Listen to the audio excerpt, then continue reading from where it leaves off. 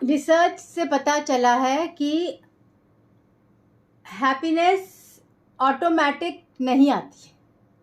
आप सोचते हैं कि आपने एक एग्ज़ाम पास कर लिया तो ज़िंदगी भर आप हैप्पी रहेंगे, ऐसा तो होता ही नहीं है कभी। एविडेंस इस सेइंग के खिलाफ है। एविडेंस ही बताती है कि आपको हर साल एग्ज़ाम पास करने पड़ते हैं।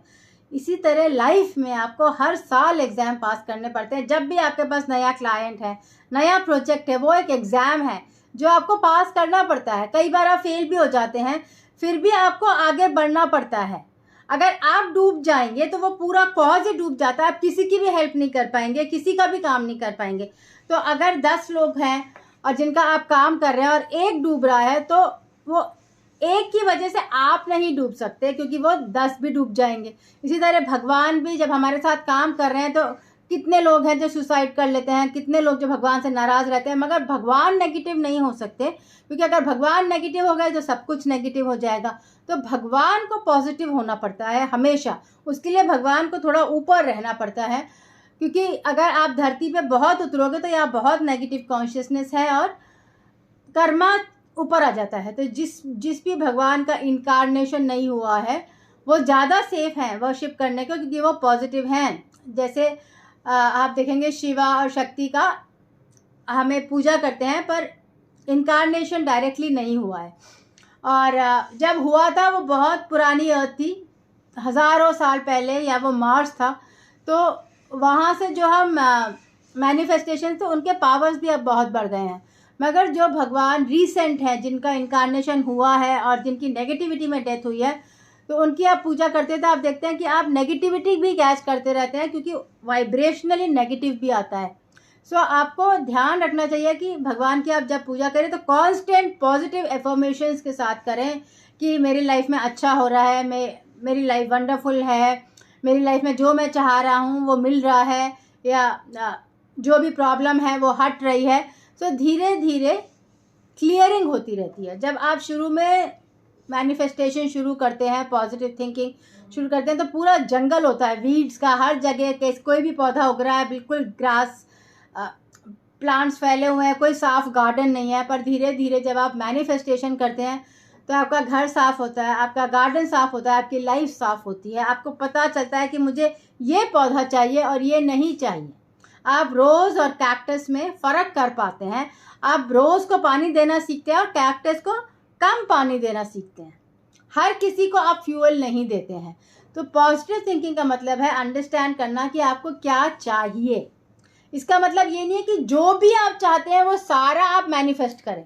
उसमें फिर लाइफ में स्ट्रेस आएगा और एग्जॉशन आएगा और बहुत चीज़ें आप मैनिफेस्ट करेंगे और देखेंगे कि ये तो आपको चाहिए ही नहीं था, इससे कोई ख़ास फ़र्क नहीं पड़ा है, इनफैक्ट टेंशन बढ़ गई है। ऐसा बहुत होता है कि बहुत सारे आपके ड्रीम्स हैं जो मटेरियलाइज नहीं होते हैं, और जब वो हो जाते हैं तब आप रियलाइज़ करते हैं कि इस ड्रीम से तो ख़ास फ़र्क पड़ा ही नहीं, इनफैक्ट टेंशन बढ़ गई। क्योंकि जो आप वाइब्रेशन चाहते हैं वो उस ड्रीम में है ही नहीं, वो बस एक मिराज है, एक सामने से ग्लिटर करता हुआ गोल्ड है। पर जब आप उस पानी में उतरते हैं तो सोने का पानी प्यास नहीं बुझाता है। सो डिज़ायर चेंज होती रहती है। जब आप रियलाइज़ करते हैं कि इस डिज़ायर से आपकी प्यास नहीं बुझ रही है तो आप कोई और डिज़ायर के पीछे जाते हैं। और नॉर्मली जो डिज़ायर्स आपकी लाइफ में मैनिफेस्ट होती हैं उनसे आपकी प्यास बुझती है, इसीलिए वो मैनिफेस्ट होती हैं। अगर बहुत सारी डिज़ायर्स आप रखेंगे और वो करते ही रहेंगे मेहनत उनके लिए, मगर आपकी प्यास नहीं बुझ रही है, तो मतलब आपका जो डिज़ायर का प्रोसेस है वही गलत है। या तो आप दूसरे लोगों को दिखाने के लिए डिज़ायर कर रहे हैं, या आप बहुत बोर हैं इसलिए डिज़ायर कर रहे हैं, या फिर फैशन और एडिक्शन और अल्कोहलिज्म और शो ऑफ आपको बहुत अच्छा लगता है क्योंकि आप बचपन में इनसिक्योर हैं इसीलिए डिज़ायर कर रहे हैं। तो इस सब में फिर आपको इनर चाइल्ड हीलिंग करनी चाहिए, रेकी प्रैक्टिस करनी चाहिए। मीनिंगफुलनेस इन लाइफ बहुत ज़रूरी है। मीनिंगफुलनेस अगर लाइफ में नहीं आई तो प्यास नहीं बुझती है। सो डिज़ायर का मतलब है प्यास बुझाना, और जब आप डेजर्ट में हैं तो प्यास नहीं बुझती है। आपका एम होता है आप ओएसिस में पहुँचे जहाँ आपकी प्यास बुझे। वो ओएसिस एक मेंटल ओएसिस है जहाँ आप सेफ महसूस करते हैं, जहाँ बहुत लोगों के पास पैसा होता है फिर भी वो बहुत इनसिक्योर महसूस करते हैं। बहुत लोगों के पास पैसा नहीं होता है फिर भी वो बहुत सेफ महसूस करते हैं, क्योंकि वो भगवान को बहुत प्रॉब्लम सरेंडर कर देते हैं। बहुत लोग हैं जो मृत्यु की इच्छा के आसपास रहते हैं, तो वो भी सेफ ही महसूस करते हैं कि अगर मौत आ भी गई तो फ़र्क नहीं पड़ेगा। बहुत लोग हैं जो मृत्यु को टालना चाहते हैं, क्योंकि एक वो पर्पस ऑफ लाइफ पूरा करना चाहते हैं ताकि वही लाइफ उन्हें वापस नहीं जीनी पड़े। सो इनसिक्योरिटीज़ कई तरह की होती हैं, पैसे का इससे डायरेक्टली कनेक्शन नहीं होता है। और सिर्फ पैसे के पीछे भागने से इनसिक्योरिटी दूर नहीं होगी, सिर्फ प्यार के पीछे भागने से इनसिक्योरिटी दूर नहीं होगी, सिर्फ फेम के पीछे भागने से इनसिक्योरिटी दूर नहीं होगी। इनसिक्योरिटी दूर करने के लिए आपको पॉजिटिव थिंकिंग पे फोकस करना पड़ेगा, ग्रेटफुलनेस पे फोकस करना पड़ेगा और बिलीव करना पड़ेगा कि आगे ओएसिस है। और जितना आप बिलीव करेंगे उतना आपको क्रिएट करना पड़ेगा। तो क्रिएशन एक अपहिल क्लाइंब है, आप सीख रहे हो क्रिएशन। तो आप ये सोचिए कि सपोज आप भगवान का एक हिस्सा हो और जो भी आप सोच रहे हो वो मैनिफेस्ट हो रहा है, वो एक्चुअली फॉर्म ले रहा है, वो एक्चुअली बन रहा है। तो जो भी आप सोचें वो ध्यान से सोचें, क्योंकि जो आप सोचेंगे, अगर आप सोचेंगे मेरे पास प्यार नहीं है, मेरे पास प्यार नहीं है, मेरे पास प्यार नहीं है, तो प्यार आएगा ही नहीं, क्योंकि आप कॉन्स्टेंटली वो बना रहे हैं कि प्यार है ही नहीं। सो अगर आपकी एज हो रही है, आपको हेल्थ प्रॉब्लम्स आ रही हैं, आपको डायबिटीज़ प्रॉब्लम्स आ रही है, आपका गला हमेशा सूख रहा है, जैसे मैं अभी मेनोपॉज के थ्रू जा रही हूँ, मेरे को सीवियर हीट स्ट्रोक्स आ रहे हैं, मेनोपॉज प्रॉब्लम्स आती हैं, डायबिटीज़ प्रॉब्लम्स आती हैं। सो कॉन्स्टेंटली पानी मांगना पड़ता है। ऐसा नहीं हो सकता कि मैं सोचूं कि मेरा गला सूख रहा है और मैं मर रही हूँ, ऐसा नहीं हो सकता है। अगर मैं ये सोचूंगी तो मैं रिकवर ही नहीं करूँगी। तो कॉन्स्टेंटली थैंक यू गॉड पानी है, thank you God for keeping me safe, thank you God for keeping me alive. Continuously आप थैंक यू बोलिए, भगवान को शक्ति दीजिए कि वो आपको शक्ति दें। अगर आप कंप्लेन करोगे तो भगवान की शक्ति कम होती है और आपकी शक्ति भी जाती रहती है।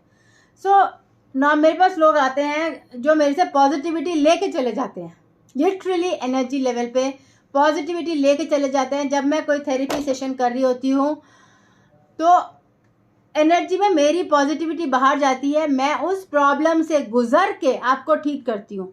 सो कई बार ऐसा होता है कि मुझे पहले से ही इंट्यूटिवली आ जाता है कि ये प्रॉब्लम सॉल्व होगी ही नहीं, तो मैं कई बार वो केस लेती नहीं हूँ या वो अपने आप ही टल जाता है, क्योंकि मैं ऐसी सिचुएशन में नहीं फंसना चाहती जहां मैं उसको प्रॉब्लम को ओवरकम कर ही नहीं पाऊँ। तो अगर आपकी माइंडसेट ऐसा है कि आपको प्रॉब्लम ठीक करनी नहीं है, बस आपको बात करनी है उस बारे में, तो कई बार वो सिचुएशंस में मैं केस नहीं ले सकती हूँ। इसीलिए मेरे सारे सेशंस प्रॉब्लम सॉल्विंग होते हैं, सिंपली टॉक थेरेपीज नहीं होते हैं। बिकॉज कार्मिकली मैं इस लेवल पे हूँ कि मैं जिस प्रॉब्लम में उतरती हूँ उसको मैं सॉल्व करके बाहर निकल पाती हूँ। प्रॉब्लम में फंस गई तो वो जब तक सॉल्व नहीं होती मैं निकल नहीं पाती हूँ। सो अगर आपकी प्रॉब्लम में मैं फंस गई और वही प्रॉब्लम मेरी लाइफ में मैनिफेस्ट हो गई तो जब तक वो सॉल्व नहीं होगी मैं निकल नहीं पाऊंगी। सो इसीलिए हम ऐसे सिंपली लूजली थेरेपी नहीं कर सकते कि हम किसी को ऐसे लाइफ दे रहे हैं तो एक्सपेरिमेंट कर रहे हैं, वो हम नहीं कर सकते आप, क्योंकि वो प्रॉब्लम फिर हमें झेलनी पड़ती है और जब तक वो एक्सपेरिमेंट सॉल्व नहीं होता वो प्रॉब्लम हमें भी अफेक्ट करती है। सो इस लेवल ऑफ एवोल्यूशन में जहाँ हम 5D में जा रहे हैं तो मैनिफेस्टेशन बहुत फास्ट होता है, प्रॉब्लम्स ट्रांसफ़र हो जाती हैं। अगर आप पॉजिटिव हो और आप किसी इंसान के पास बैठे हो जो टेंशन में है तो आप देखोगे कि उसके जाने के बाद आपकी पॉजिटिविटी पूरी निकल गई और उसके पास चली गई। अब वो आपकी पॉजिटिविटी से कितनी देर पॉजिटिव हुआ वो भी कुछ नहीं कह सकती कि वो टेंशन में है, तो उसकी प्रॉब्लम वापस ऊपर आ जाएगी और आपकी पॉजिटिविटी नाली में चली जाएगी, क्योंकि वो एब्जॉर्ब ही नहीं कर पाएगा इतनी पॉजिटिविटी। सो किसी को फ्री में पॉजिटिविटी देने का कोई सेंस नहीं बनता है, क्योंकि आप पॉजिटिविटी दे रहे हो, आप ड्रेन आउट हो रहे हो पूरा, और वो भी एब्जॉर्ब नहीं कर रहा है। अगर वो आपको अपनी एनर्जी देगा, फीस देगा, तो अब वो पॉजिटिविटी लेगा तो उसकी कदर ज़्यादा होती है, वो उसको इस्तेमाल करता है। सो हमेशा ऐसा होता है कि आप नेगेटिव लोगों के साथ बैठोगे तो आपको डिप्रेशन आएगा, तो उसको फिर आपको फीस के थ्रू सामान खरीद के रिप्लेस करना होगा, या फिर भगवान का नाम लेके सत्संग में जाके पॉजिटिविटी पे बार बार फोकस करके वो पॉजिटिविटी रीगेन करनी पड़ेगी। इसके लिए रेस्ट बहुत ज़रूरी है, जहां आप मेडिटेशन कर सकें। कॉन्स्टेंटली टीवी देखेंगे या काम करते रहेंगे तो मेडिटेशन नहीं हो पाएगा। आइडियली 5D में 4 घंटे काम होता है 4 दिन हफ्ते में, और बिल्कुल हाई क्वालिटी काम होता है जिसमें एक्चुअली मैनिफेस्टेशन तेज़ होता है, और ये जो हमारा 8 घंटे हफ्ते में 8 दिन काम होता है, इसमें मैनिफेस्टेशन नहीं होता है, इसमें प्रॉब्लम्स बढ़ती जाती है। क्वालिटी वर्क सिर्फ 4 दिन हफ्ते में होता है, 4 घंटे ईच डे, तो 16 hours in a week quality work होता है। उसके अलावा सिर्फ रट है, और वो आप कंप्यूटर भी करेगा, नहीं भी होगा तो भी वो रट में चलता जाएगा। उसके लिए टोटली दिमाग लगाने की ज़रूरत नहीं होती है, वो रट वाला काम होता है। सो आवर्स ऑफ वर्क कम होने चाहिए ताकि क्वालिटी वर्क ऊपर आए। जैसे आप आवर्स ऑफ वर्क 4 से 8 करें, सुबह 10 से आप 6 करेंगे तो आपको देखेंगे उतना क्वालिटी वर्क नहीं मिलेगा। आप 4 से 8 काम करेंगे तो ट्रिपल 10 टाइम्स क्वालिटी वर्क बढ़ जाएगा, बिकॉज आप खाने की ब्रेक नहीं ले रहे हैं, आप चाय की ब्रेक नहीं ले रहे हैं, आप गॉसिप की ब्रेक नहीं ले रहे हैं, आप टोटली काम कर रहे हैं। तो वो जो क्वालिटी वर्क होता है वो कम अमाउंट ऑफ टाइम में ज़्यादा वर्क होता है। और आप ज़्यादा अमाउंट ऑफ टाइम आप रोज़ ही वही काम कर रहे हैं, बहुत सारा काम कर रहे हैं, तो आप देखेंगे क्वालिटी बिल्कुल बेकार हो जाएगी, काम समझ ही नहीं आएगा हो भी रहा है या नहीं हो रहा है। बच्चों के साथ आप देख लीजिए, एग्ज़ाम के टाइम में 4 घंटे पढ़ते हैं, कंटिन्यूसली पढ़ते हैं, रिजल्ट आ जाता है, फिर भूल जाते हैं, रोज़ पढ़ते हैं, रिजल्ट आता नहीं है, सोते रहते हैं, गुस्सा होते रहते हैं।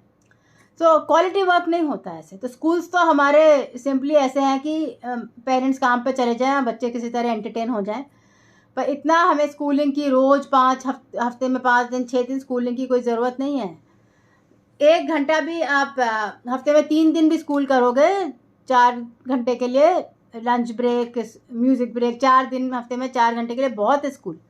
इतना आप स्कूल कर देते हो कि बच्चे बोर हो जाते हैं, स्टडी से नफरत करने लगते हैं, काम से नफरत करने लगते हैं, फिर आगे जाके टेररिस्ट वॉर में जाना, नौकरी भी कर रहे हैं तो कॉम्पिटिटिवली कर रहे हैं, झगड़ा कर रहे हैं, शादियां टूट रही हैं क्योंकि झगड़ा इतना कर रहे हैं। सो ऐसे सिस्टम को चैलेंज करना भी ज़रूरी है। ऐसा नहीं है कि आप थैंक यू गॉड ही करते रहे और ये नेगेटिविटी आप देखे ही नहीं। आप पॉजिटिविटी देखिए कि आपकी लाइफ में कितनी टेक्नोलॉजी आई है, पानी को पीने को मिल रहा है, खाना खाने को मिल रहा है, थैंक यू गॉड करते रहिए और उस नेगेटिविटी को काटिए, उस नेगेटिविटी में पार्टिसिपेट करने से मना कीजिए, अपनी खुशी में खुश रहिए। अगर आपके पास फ्रेंड्स नहीं है जिससे आप एग्री नहीं कर रहे हैं तो वो ठीक है, बिना फ्रेंड्स के रहने में आप खुश रहिए। इसमें मेडिटेशन पावर बढ़ जाएगा और पॉजिटिविटी बढ़ जाएगी। फ्रेंड्स होते हैं तो पॉजिटिव होना चाहिए ताकि आप पॉजिटिव हो सकें।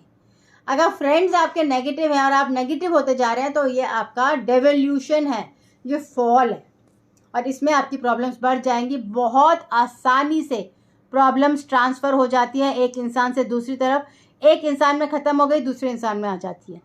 बहुत आसान है प्रॉब्लम ट्रांसफ़र, नेगेटिविटी ट्रांसफ़र। तो ध्यान रखिए, अपने आप को शील्ड करके रखिए, बचा के रखिए और पॉजिटिव थिंकिंग पे फोकस ज़्यादा कीजिए। डेलिबरेटली, ज़बरदस्ती फ्लड ऑफ नेगेटिव थिंकिंग रोक के पॉजिटिव थिंकिंग पे फोकस कीजिए, या डिटैचमेंट पे, वो भी बहुत इंपॉर्टेंट है। Zero state of mind, detachment plus zero plus में जाइए और माइनस को कम कीजिए। सिर्फ प्लस में रहेंगे तो नहीं होगा, ज़ीरो भी बहुत ज़रूरी है क्योंकि ज़ीरो मेंटेनेंस स्टेट है। Zero plus neutral gear forward, neutral gear forward, neutral gear forward. Backward थोड़ा तो जाना ही पड़ेगा, नेगेटिविटी आएगी, 1/3 लाइफ में नेगेटिविटी आएगी, मगर आपका एम है आगे बढ़ना। कॉम्प्लिकेटेड प्रोसेस है, हर वर्ड को ध्यान से सुनिए, टेढ़ा मेढ़ा मत कीजिए, वर्ड्स को ध्यान से सुनिए और फिर आपको एग्जैक्ट प्रोसेस मिल जाएगा। Thank you.